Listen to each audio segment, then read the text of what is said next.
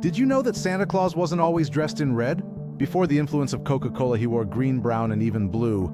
The transformation of Santa into the iconic figure we recognize today is a fascinating story of marketing magic. For centuries, the figure we now call Santa Claus looked very different from the red-suited icon we recognize today. Long before shopping malls and television adverts, St. Nicholas and Father Christmas appeared in artwork dressed in muted colors like green, tan, brown, and even blue. These early depictions reflected local traditions, seasonal symbolism, and the materials people associated with winter and nature, not a single standardized image. St. Nicholas began as a real historical figure, a 4th century bishop from Myra in modern-day Turkey. He was known for secret gift-giving generosity to the poor and acts of quiet kindness. In early European art, he was often shown wearing religious robes, sometimes slim, sometimes serious, and rarely playful. Meanwhile, in England, Father Christmas developed as a separate character, more symbolic than religious. He represented feasting warmth and celebration, often dressed in long green robes trimmed with fur, reflecting nature, renewal, and winter survival.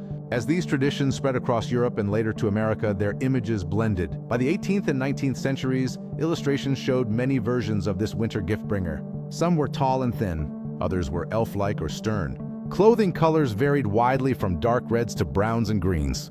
There was no single Santa, only regional interpretations shaped by culture, heritage, and local storytelling.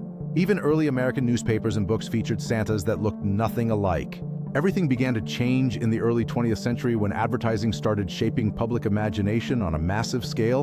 In 1931, Coca-Cola hired illustrator Haddon Sundblom to create a holiday image of Santa Claus for their winter advertising campaigns. The company wanted Santa to feel friendly, trustworthy, and joyful, someone who embodied warmth during cold winter months.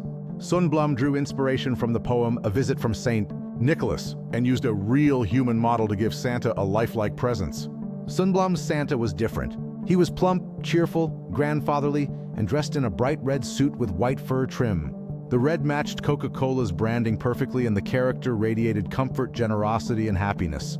These images appeared everywhere in magazines, shop displays, posters, and billboards. Over time, the repetition worked. People began associating this specific Santa with Christmas itself, not just a product. The success of the campaign was enormous. Coca-Cola did not invent Santa Claus, but it standardized him. The red suit became dominant, pushing aside centuries of varied depictions. As mass media expanded through radio, television, and later the internet, Sundblom's version spread across the world. Children grew up seeing the same Santa image year after year until it felt ancient, timeless, and unquestionable.